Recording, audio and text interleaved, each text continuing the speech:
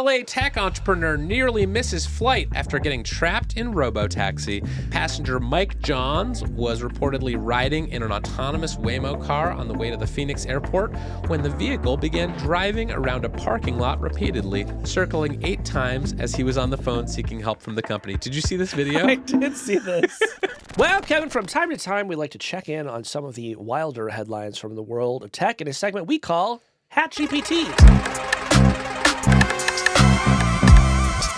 Yes! In HatGPT, of course, we take headlines, we put them into a hat, we fish headlines out, discuss them for a bit, and when one or the other of us gets bored, we simply say, stop generating. Yes, we have not done a HatGPT in a while, and there's been so much that I'm excited to see what's in the hat. Me too. Well, why don't you go ahead and get us started?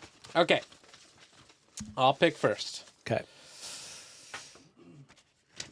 This one is called Meta Kills AI-Generated People Like Proud Black Queer Mama. This is from Futurism.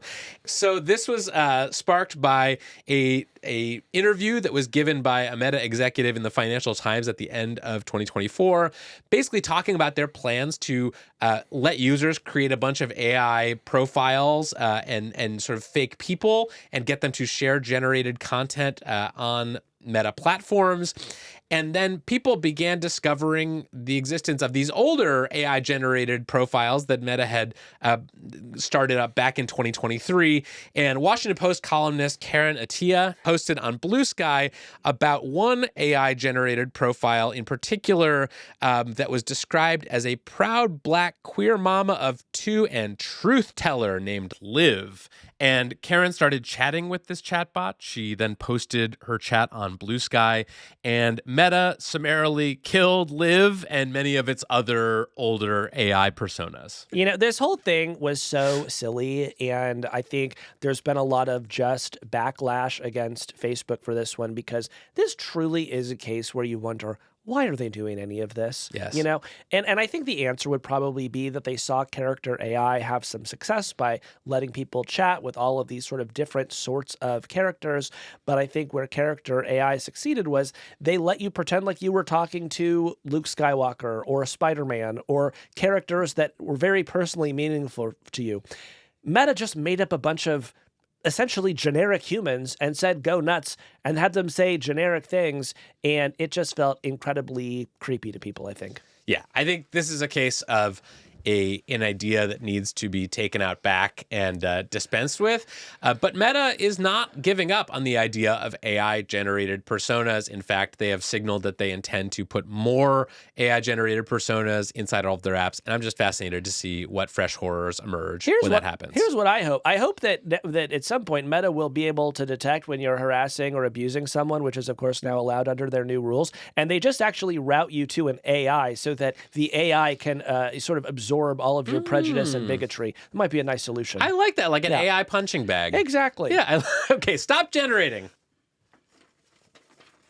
All right. I feel like normally when it's my turn to pick, I get to shake the hat. But for some reason this week, you've decided you want to shake the hat. Okay. I'm just going to shake the hat, as is my right.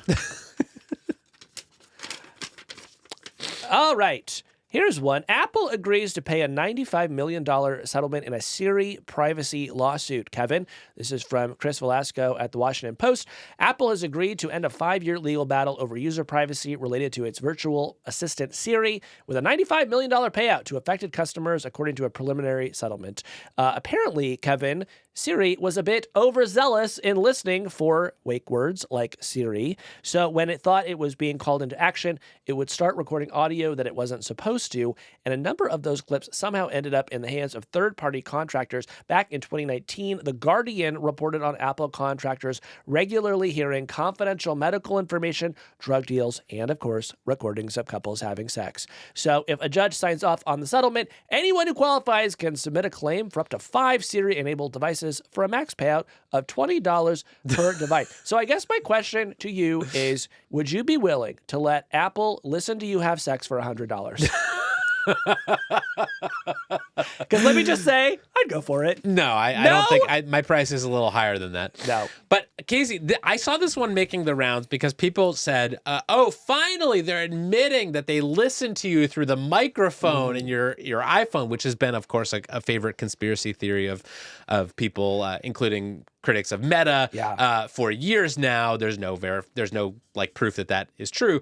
What this essentially seems to be saying is it's not that this was sort of an omnipresent listening Siri that was listening when it shouldn't be. It's that, obviously Siri needs to be listening sort of ambiently in order to tell when a user says, "Hey Siri." That's right. And I'm sorry if we just woke up your Siri on your iPhone and you're no longer listening to this podcast because I just said that. But this is essentially saying, it sounds like, that it was a little miscalibrated to where it was listening more than it needed to be to sort of listen for that wake word, or that it was recording more audio than it needed. Yeah, and I don't care about the actual incident, Kevin, and here's this reason. In the 14 years that Siri has existed, I think it's correctly understood me about 4 times. This is not a technology that ever knows what I'm talking about for any reason. Siri could take an hour-long recording of me and have no idea what to do with it, so I don't care about that aspect. What I do care about is this is just going to fuel the most annoying conspiracy theory in tech, which is that all the tech companies are secretly listening to you. So, yeah, we're just going to see a lot more conspiracies around this, and it is super unfortunate because, again, this is only Siri we're talking about. It doesn't know anything. Yeah, it's not that serious. Stop generating. Okay. This one is from The Athletic. Netflix's WWE investment and the future of live events on the platform. Quote, "We're learning as we go." Starting January 6th, the story says, the WWE's popular weekly wrestling show Raw will stream exclusively on Netflix in the United States. This is part of a decade-long agreement worth a reported $5 billion. And Casey, as Hard Fork's resident WWE fan and expert, why don't you take this one on? Well, Kevin, did you watch? No, I did not. Well, you missed something huge, which is that Roman Reigns beat his cousin, Solo Sikoa, in a tribal combat match, winning back the Ula Fala and becoming the one tribal chief of the World Wrestling Entertainment. Is that true? That is all true. It was a great match. It was a really fun show. And I think it looked great. WWE positioned this as a really huge thing for them. And it is. It's also huge for Netflix. From WWE's perspective, now they can be in something like 280 million homes around the globe. For Netflix, they get to experiment with some of this live programming, which they've been dipping their toes into. Of course, there's a lot of speculation about whether they might soon go after more traditional sports. So maybe they want to get a big football deal, a big baseball deal. And so I'm very interested to see how these two things work together. And I'm very interested to see who Cody Rhodes will be fighting at WrestleMania this year. So, yeah. I did see obviously they did the big Jake Paul, Mike Tyson fight that was on Netflix. I also saw on Christmas Day, they had some live football on Netflix. That's right. Do you think this is hastening the death of cable TV, or do you think it's just that was sort of already happening and this is just Netflix trying to pick up the pieces? I absolutely do. I watch, in addition to WWE, another wrestling promotion, AEW, and the reason that I had my YouTube TV account, which cost me something like $80 a month, was so that I could watch AEW programming because that is only available on cable. Well, guess what, Kevin?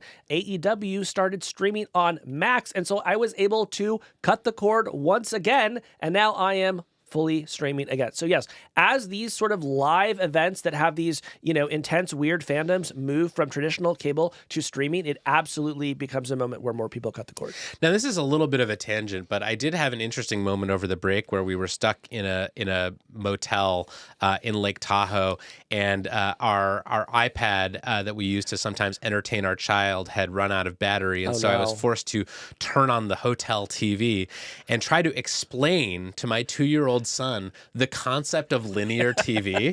And Casey, it blew his freaking mind.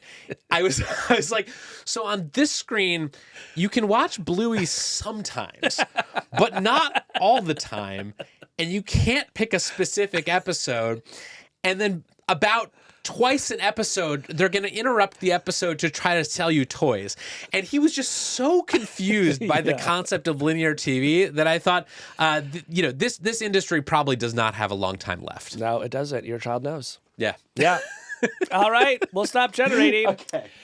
Now, this was a fun one. So the YouTuber Megalag posted a video on December 21st titled Exposing the Honey Influencer Scam. And ever since, Kevin, YouTube has been overtaken by discussion of what Honey did. Yeah, this in the world of YouTube creators was probably the biggest news story of the year. Yeah. And I don't think I've heard much about it outside of YouTube because of the sort of way that insular platform works. But essentially, this was a massive scandal among major YouTubers over the holidays. Maybe we should just sort of explain what happened for people who are not glued to YouTube 24/7. I think we should. So Honey is a company that was acquired by PayPal a while back. And they are a browser extension. And the idea is before you go to checkout online, before you make an online purchase, you click the Honey button and Honey will scan the landscape for the best coupon. Because, often if you have a coupon code, you can get a little discount. And so Honey went out to a bunch of YouTubers and signed these deals. And they said, hey, please go ahead and promote Honey.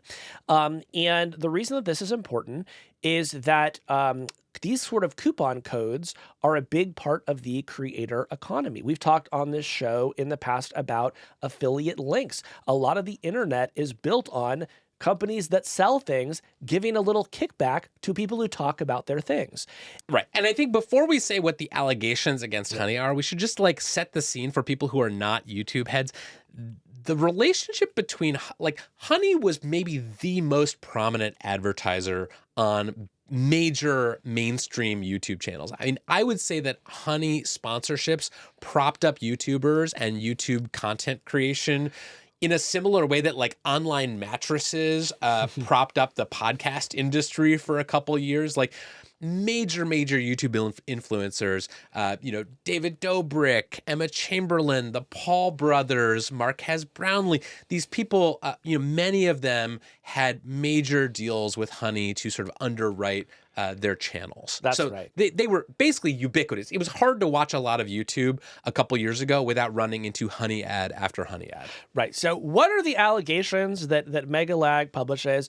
Well, it's two things. One is that, and this is just sort of hiding in plain sight on Honey's website, Honey will actually go to all online retailers and charge those retailers money to keep their best codes out of the Honey database. So let's say you have your online store and you have a crazy 80% coupon that you gave out. Honey will say, oh, you pay us some money, we'll make sure that no Honey user actually ever sees that coupon code. So Honey's straightforward about that, but it's obviously a terrible user experience, right? Right, because the way Honey works, in a nutshell, is there are these coupon codes. People, have their sites where you can go look up coupon codes before you buy something, try to find, a 10% or 20% off coupon.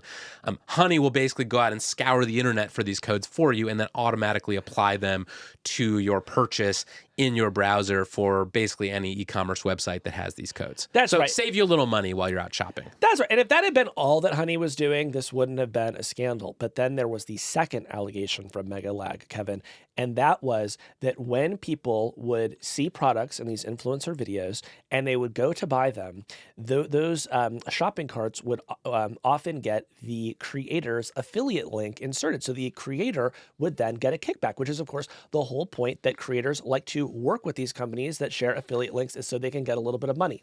And the allegation is that Honey was going in at the end of this process and replacing the creator's affiliate link with Honey's affiliate link. So Honey got to keep all of the affiliate revenue and cut the creators out of the process. So let's just walk through this step by step. Okay, so I am watching a major YouTuber's video. You're watching the Hard Fork channel on I'm YouTube. watching the Hard Fork channel.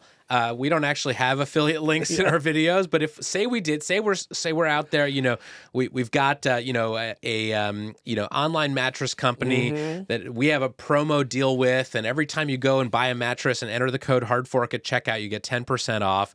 The allegation was that Honey, in the instances where a user went to go buy a mattress from our affiliate link, if they used Honey in their browser, Honey would find that affiliate link and replace it with the Honey affiliate link. And so instead of getting a kickback on that sale ourselves, that money would instead go to Honey. That is exactly right. And so people are quite mad about this. There's a channel called Legal Eagle that is suing them, which I know nothing about Legal Eagle, but I have to say that sounds exactly what a YouTube channel named Legal Eagle would do, would just be to sue one of their advertisers.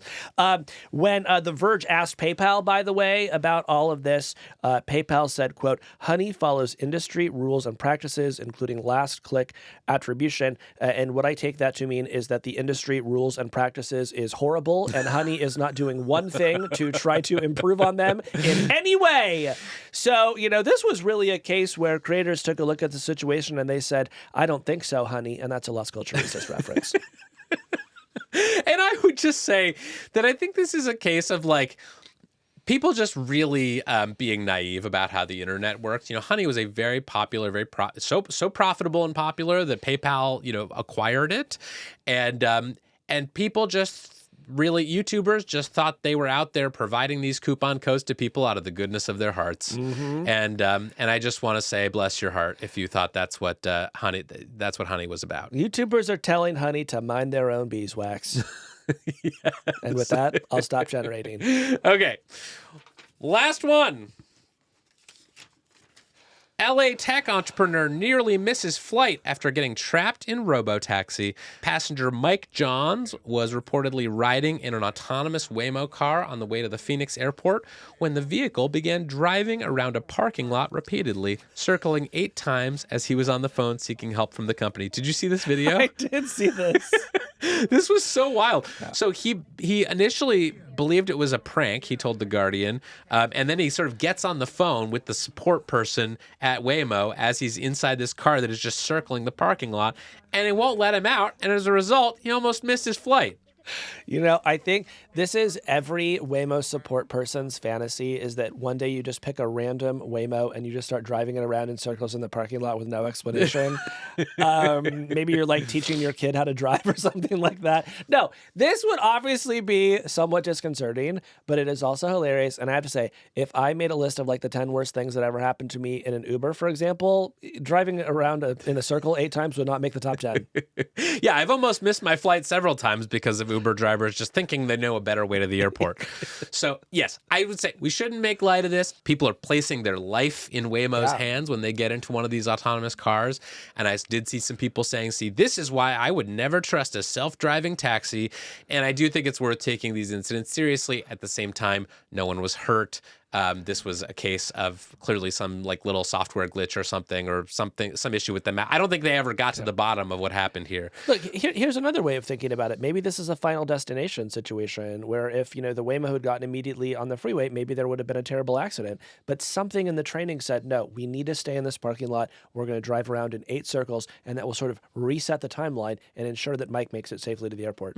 Something to think about. Do you know how airport Wi-Fi sometimes makes you watch an ad before you can get the free Wi-Fi? Yeah. This is giving me an evil business idea, which is oh, you want to get out of your Waymo and make your flight? Time to click over to Honey. Complete your purchase with Honey if you want us to stop circling this parking lot. God, someone out there is taking notes. I'm so sorry. All right. Stop generating. That is HatGPT. Casey, it is so good to be back with you in the studio doing one of our favorite games. Hats off to you, Kevin. And hats off to all of our listeners. Hey, that's the end of this clip. If you liked what you saw, head on over to our page and subscribe, and you can get the full podcast. We do a show like this almost every week on tech and the future. Head on over there now and subscribe.